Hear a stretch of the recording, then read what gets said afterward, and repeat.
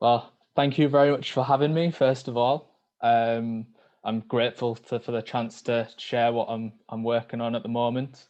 Um, as you can see, I'm going to be talking about using children's drawings as documentary evidence for historians, specifically, in this case, drawings from the Spanish Civil War.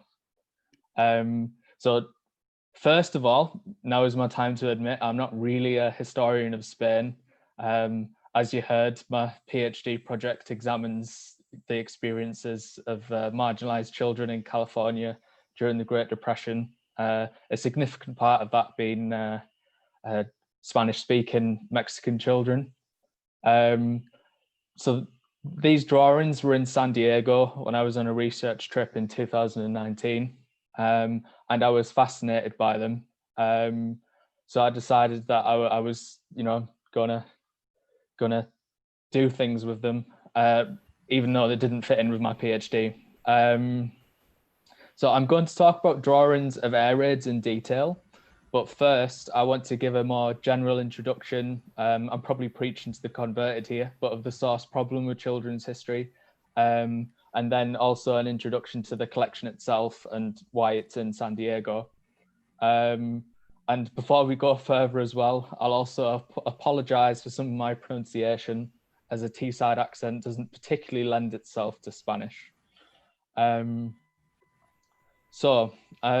a long time, the popular idea of children was that they should be seen and not heard. Those attitudes influenced how they were considered in historiography. Only relatively recently have children been recognized as autonomous historical actors in their own right. Of course, they come from a position of relative powerlessness and are marginalized, but this does not mean that they did not attempt to shape their world or that their experiences are unimportant. However, accessing children's historical experiences is no easy task. Children do not create written records at the same rate as adults, and the ones that they do create are unlikely to have been prioritized for archival preservation. For a discipline that thrives on precise textual details, it sometimes leaves us with not an awful lot to go on, and the voices, as we like to say, of historical children are not always immediately accessible. Finding a source with a historical child's voice in it is not always easy. Joseph Hawes and Ray Heine compared the task to finding Waldo in the popular series of puzzle books, their argument being that it's frustrating but not ultimately impossible. The majority of history written about the young are histories of childhood, not children, I would say. They're constructed almost entirely from adult voices. And this means that we know what adults said about, thought about, and did to children, and we know how they are represented. But this is still the history of an adult-controlled social construct.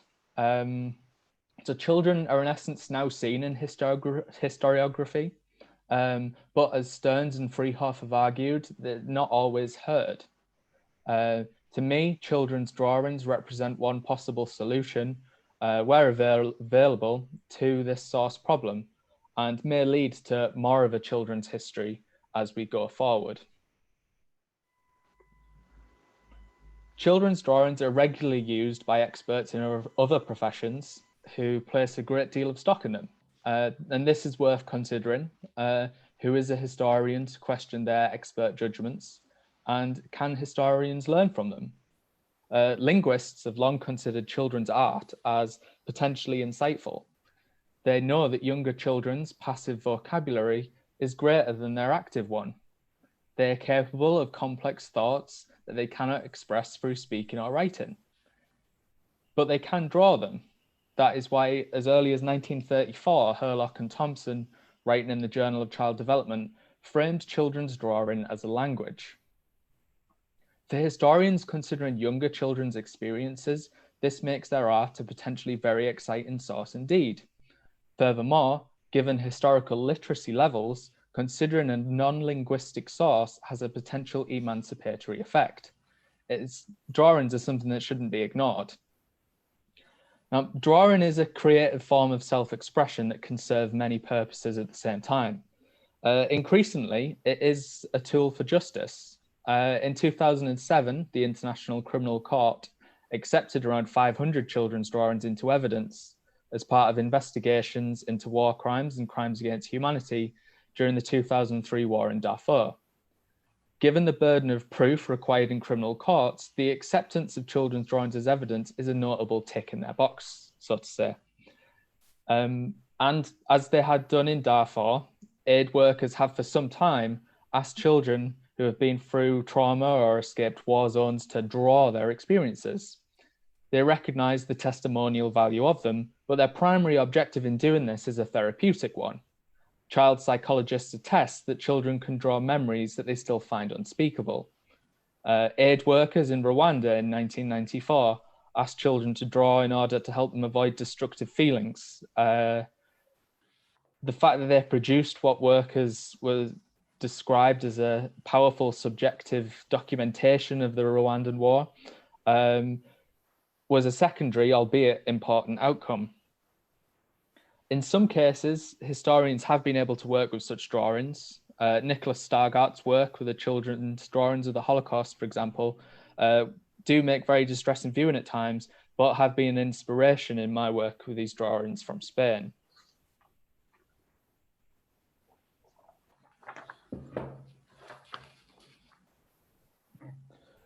With a few exceptions, notably Stargart and Celia Keren, historians have tended to shy away from children's drawings in terms of framing an entire monograph around them.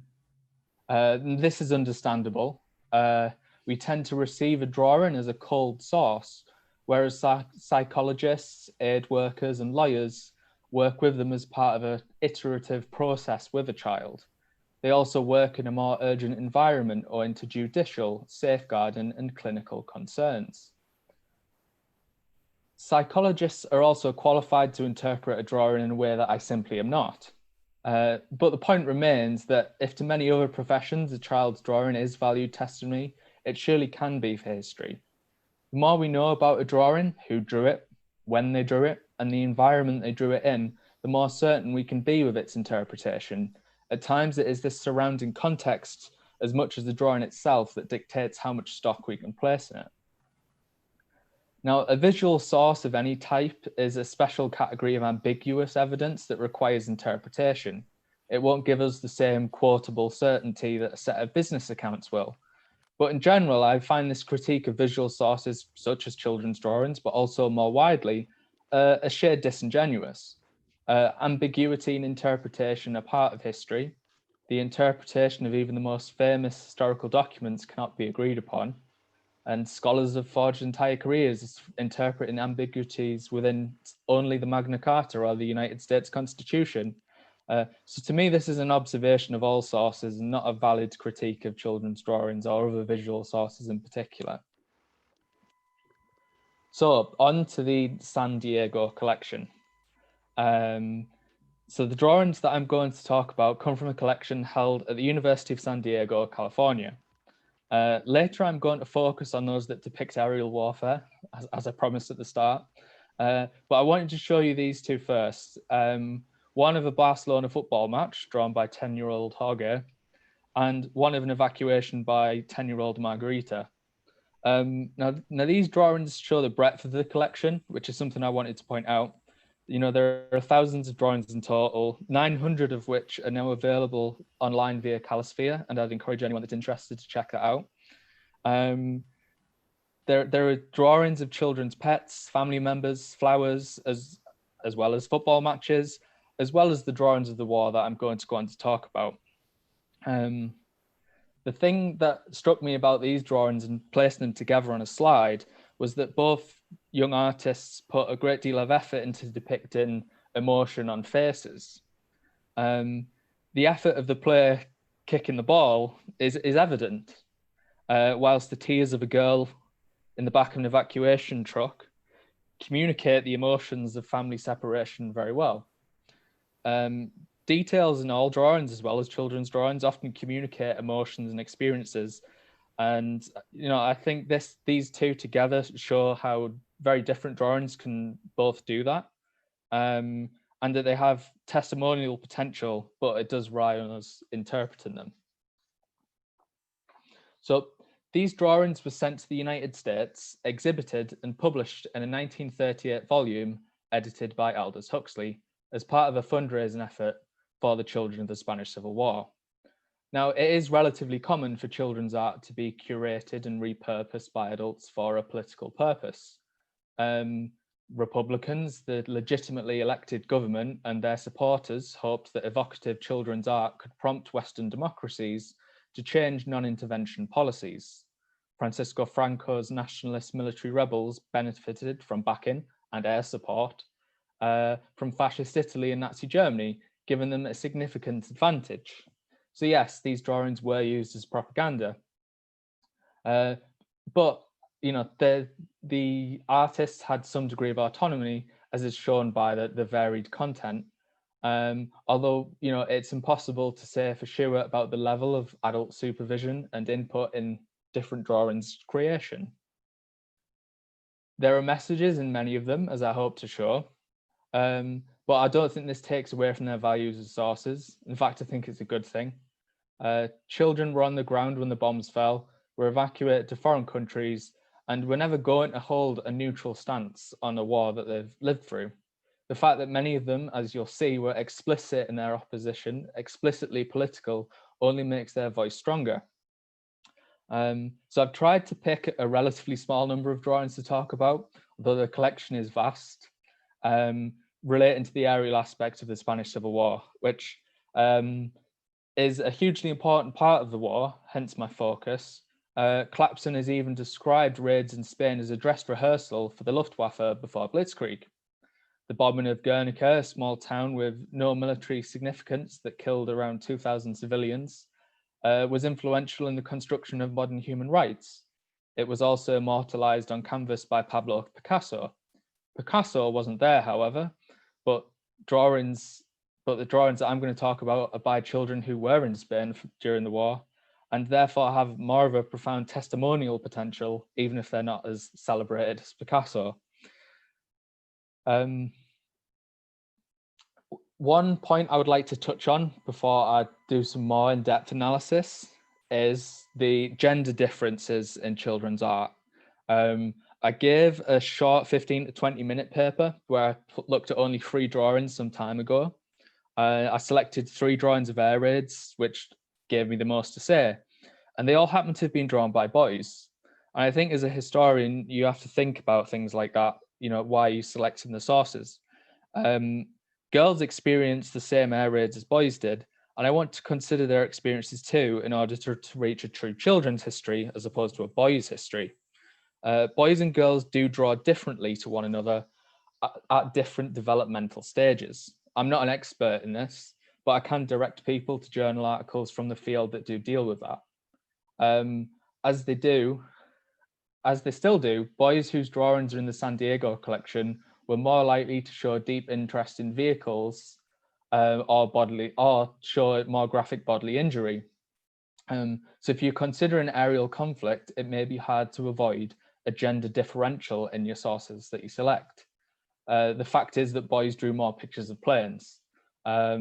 We also have to remember that many of these drawings will have been created under supervision, and that both boys and girls would have faced strong gender-based expectations on what it was or was not appropriate for them to draw.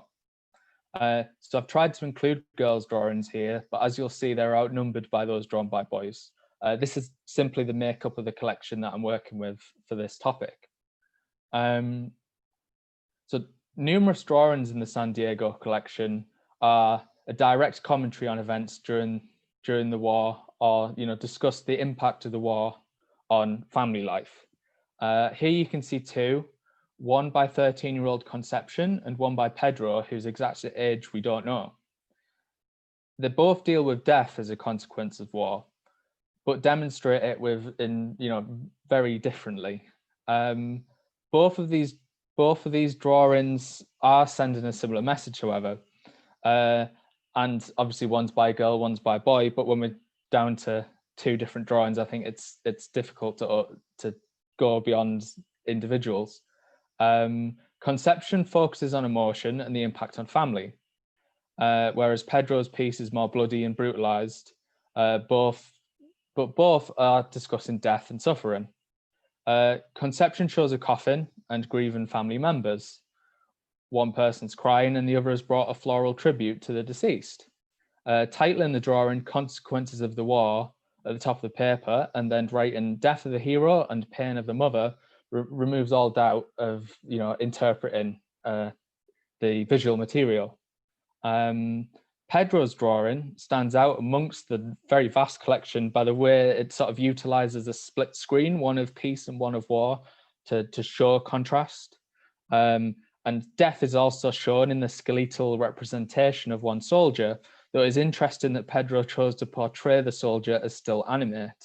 Other people are colored pink, whereas the skull-like head and the hands of that soldier are left colorless. A lack of color and bodily detail in representing death is something that will come up later as well.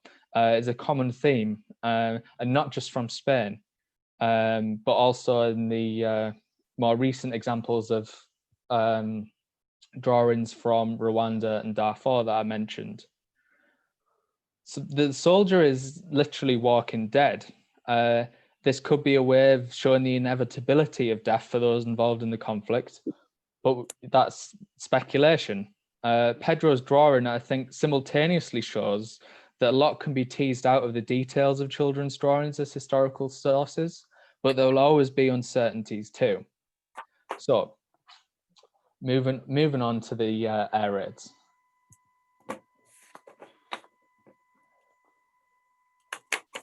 So as I've said, air raids and air power were a significant factor in the Spanish Civil War. The aircraft themselves were the object of many children's attention, both being terrifying bringers of destruction, but also fascinating new technology. But some of the most detailed drawings in the collection portray the impact of the physical destruction of air raids. Here we have two drawings by 14-year-old Pilar Martinez and Filomena Torello, who both detailed the destruction quite powerfully. Martinez opted for a before and after split screen approach, showing how a colourful, idyllic small town scene, including potted plants and the like, against the aftermath of chaotic fire and rubble. Torello, on the other hand, shows a raid in progress with an aircraft flying over buildings, one of which has been completely destroyed. Now, an interesting aspect of these is both Martinez and Torello came from very small municipalities.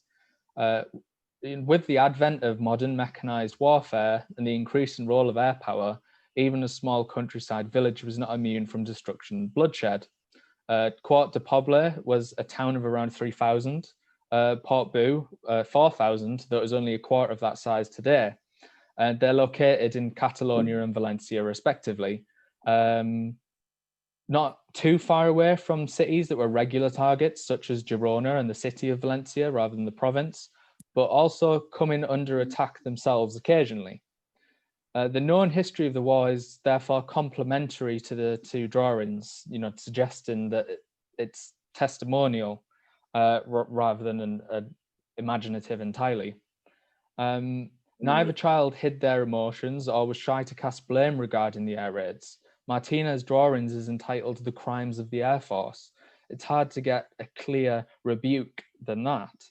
And to me, it displays the sentiment of the civilian populace on the ground in Republican-held areas. And Torello writes, this drawing shows one of the houses shot down by the fascists in Port Boo. Again, blame is quite swiftly apportioned. The first thing I would say is they were both factually correct in their assertions. Some people have attempted to dissuade me from the testimonial value of these sources, citing the obvious leanings of the artists, speculating at the levels of adult involvement in their creation. And I appreciate that in this seminar, people probably wouldn't do that. But it is worth addressing why those people are wrong. These are still valid testimonies, and it makes me question what type of evidence those questioners want and value.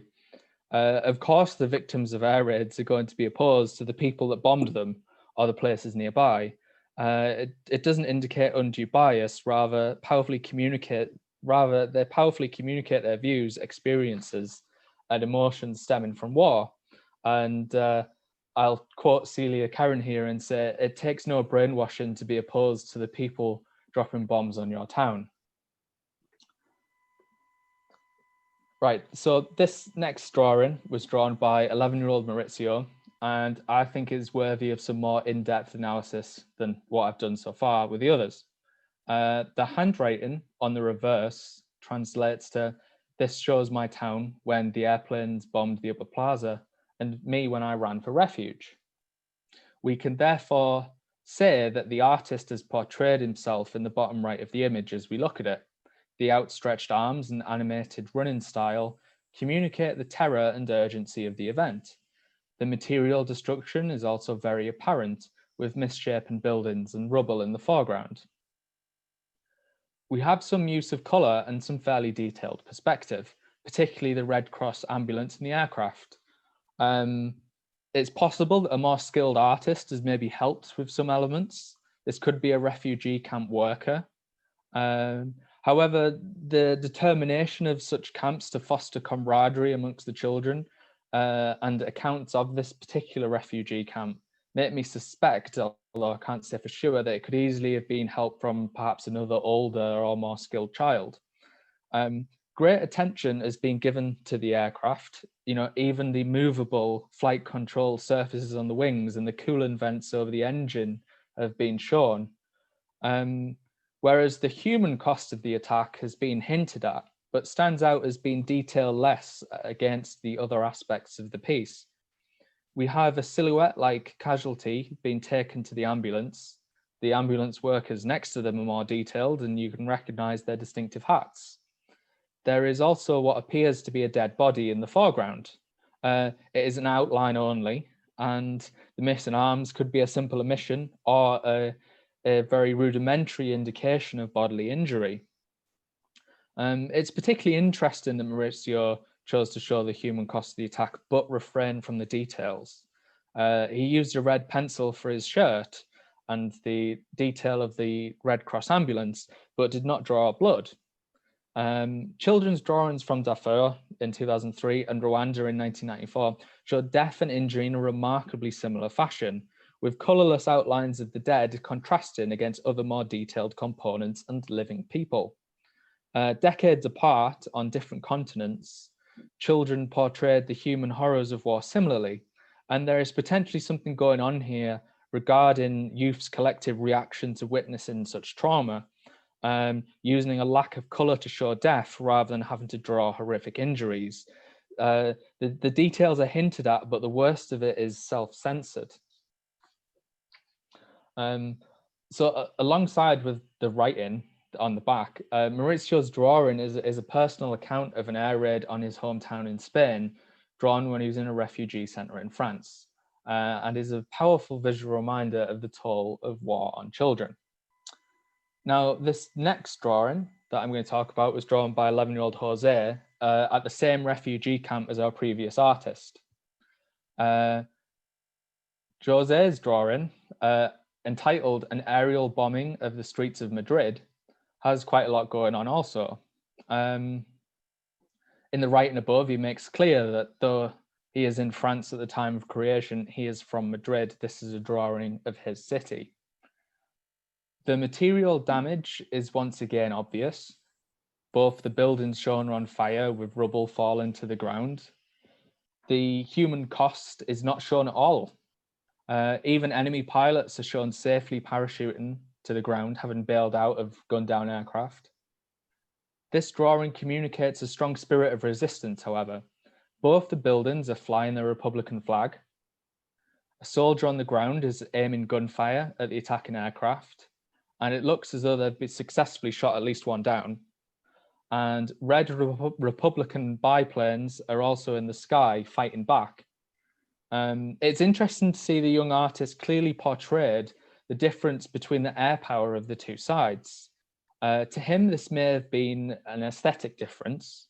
Whether he was aware of the technological disadvantages of the Republican Air Force, reliant on the outdated biplanes that he drew, compared to the modern technology deployed by the Nationalists and their allies in the Luftwaffe and the Aeronautica Militaire, we don't know.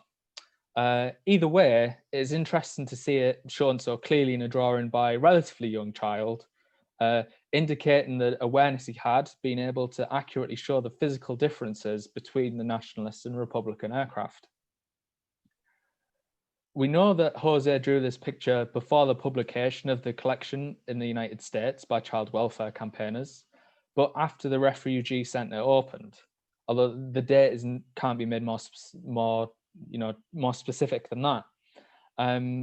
Madrid first came under a major attack in November 1936, but the besieged city held out and did not fall to Francoist forces until March of 1939.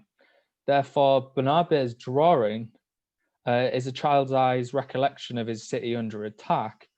Furthermore, the strong Republican resistance that it communicates makes sense with our knowledge of the timeline of Madrid in the Spanish Civil War.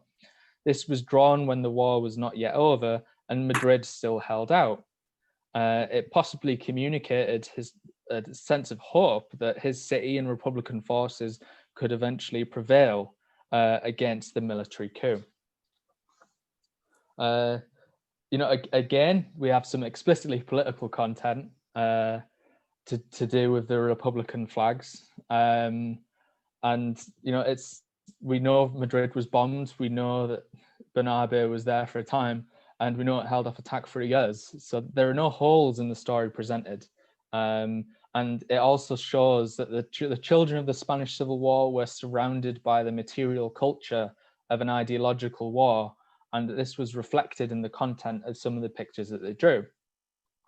And just as an aside, the Republican flag is a theme in lots of the drawings in the collection. On the left here, you have a drawing that's entitled The Evacuation, which shows an evacuation by sea.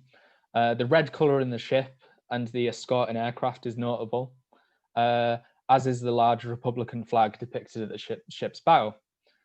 We also have an unnamed drawing by 11-year-old Jose Antonio Sanchez. The truck and the children in the rear are drawn in impressive detail.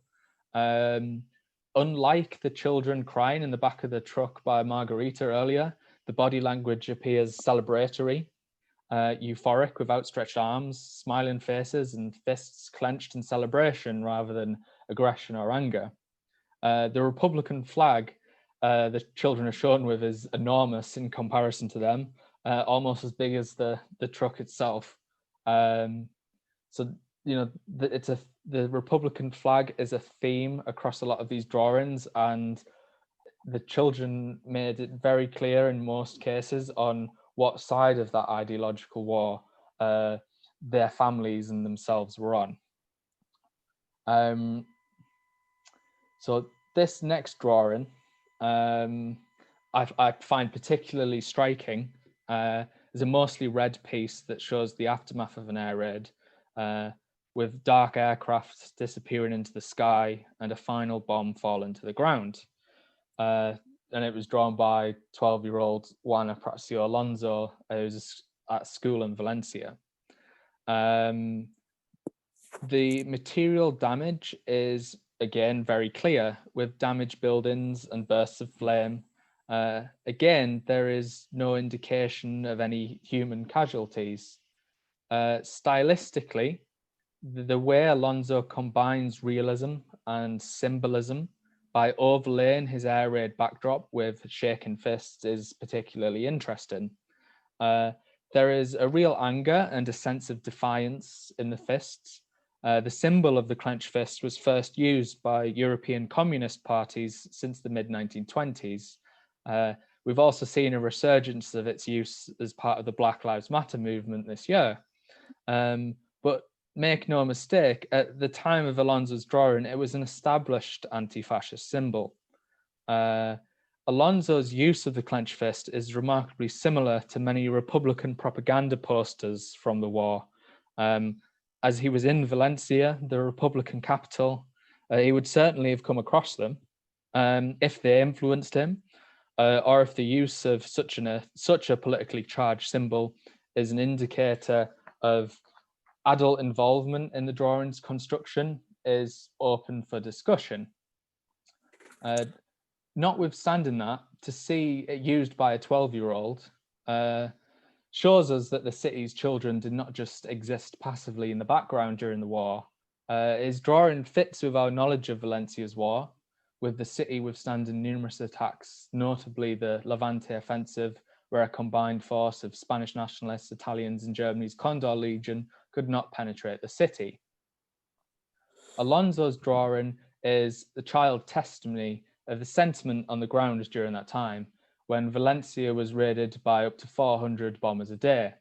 But I would say it really does stand out due to the anti-fascist imagery that the young artist employs.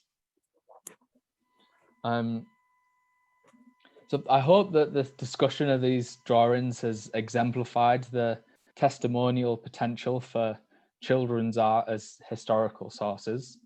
The drawings communicate the feelings of the besieged civilian populaces of major cities like Madrid and Valencia, but also smaller settlements too.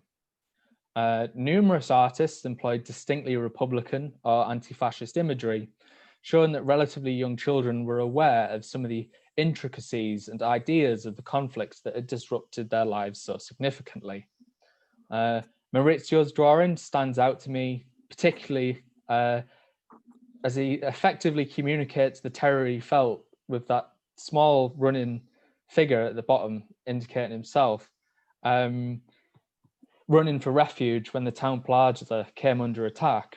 Meanwhile, the same artist's portrayal of injury shows the human cost of war, and the method employed hints at the psychological toll of warfare on children, with notable similarities to children's drawings from later wars, speaking to the collective response of young people to such trauma.